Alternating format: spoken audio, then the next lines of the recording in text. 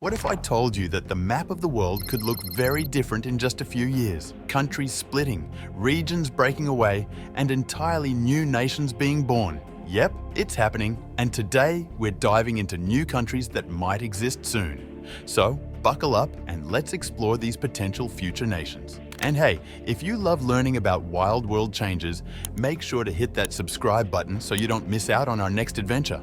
First up, Scotland. You've probably heard the buzz. Scotland's been eager to break away from the UK for quite some time. They had a referendum back in 2014, and while they voted to stay in the Union, things have shifted dramatically, especially after Brexit. Now, with many Scots feeling disconnected from the UK's direction, there's a strong push for a second independence vote. This time, the outcome could be very different. Next, we head over to Spain and the rebellious region of Catalonia. The push for independence has been intense, with Catalans demanding to break away from Spain for years. Despite major efforts by Spain's government to shut down the movement, sometimes with force, Catalonia hasn't given up. The dream of a Catalan republic is still burning bright, and many believe it's just a matter of time before they try again for full independence. From Spain, we fly over to the Pacific, where Bougainville, a part of Papua New Guinea, is gearing up to become the world's newest country. In a 2019 referendum, an incredible 98% of voters chose independence. Now, they're just ironing out the final details with Papua New Guinea, and Bougainville could officially become its own nation in the near future. This is definitely one to watch closely. Let's talk about Kurdistan, a region spanning across Iraq, Syria, Turkey, and Iran. The Kurds have been fighting for their own state for decades. While there's been some progress in Iraq, where they already have some autonomy, the idea of a fully independent Kurdistan is still a long-standing dream that could very well come true in the future. In North Africa, we've got Western Sahara, a disputed territory between Morocco and the Sahrawi people. The conflict has been dragging on for years, but the Sahrawi Arab Democratic Republic is recognized by dozens of countries. Could this be the next independent African nation? New Caledonia, a French territory in the Pacific, has had multiple independence referendums, the latest in 2021. Though they narrowly voted to stay part of France, the pro-independence movement is still strong. So, keep an eye on this one. It's far from over. Yemen is currently a country in turmoil, but there are serious talks of a split, with South Yemen potentially re-emerging as its own nation.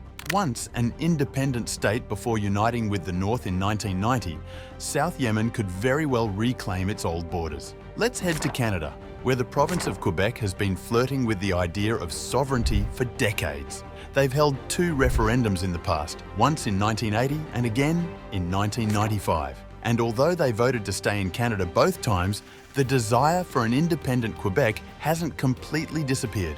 The idea still lingers, especially among those who feel strongly about preserving Quebec's unique language and culture. Somaliland declared independence from Somalia in 1991, but it's not officially recognized by the rest of the world. Despite that, Somaliland has its own government, military, and currency. It's basically a country already, just waiting for global recognition. Veneto, home to Venice in northern Italy, has been pushing for more autonomy or even independence from Italy. With a rich history and strong local identity, who knows? Venice might just be the capital of a new state one day. Greenland, an autonomous territory of Denmark, is already on the path to more self-rule. With massive resources like oil and fish, Greenland might decide to go fully independent soon. Plus, imagine the world's coolest flag. The regions of Donetsk and Luhansk in eastern Ukraine have declared independence, but the international community hasn't recognized them yet. With ongoing conflict in the area, they might become de facto independent states, even though the situation remains complex.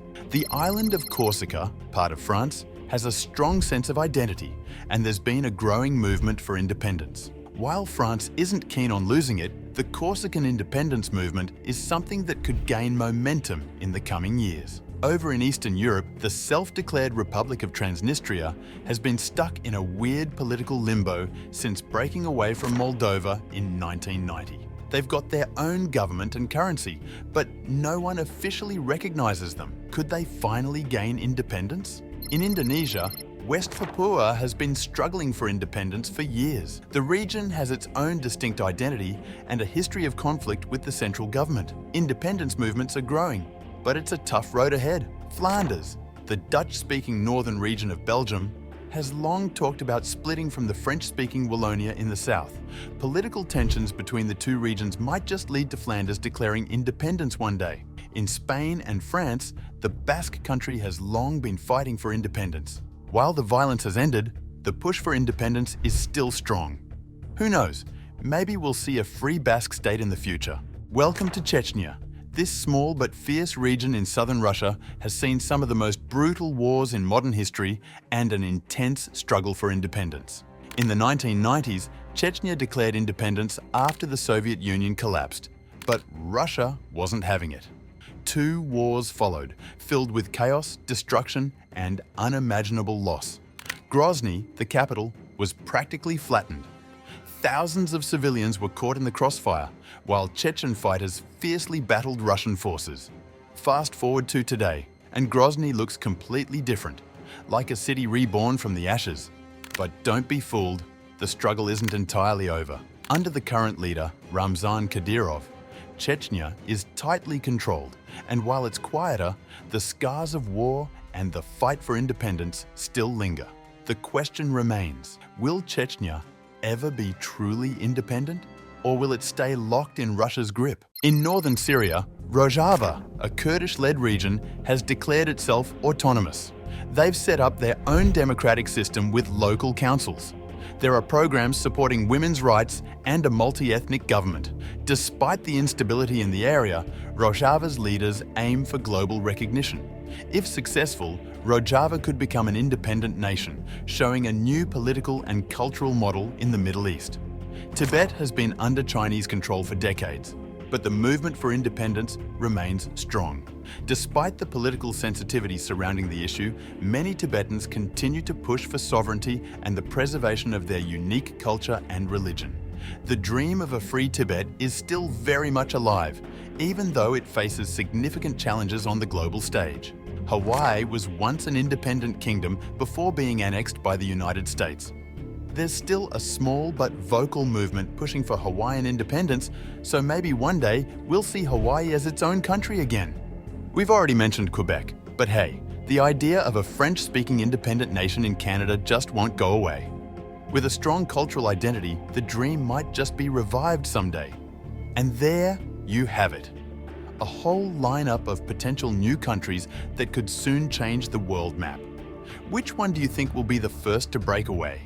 Let me know in the comments.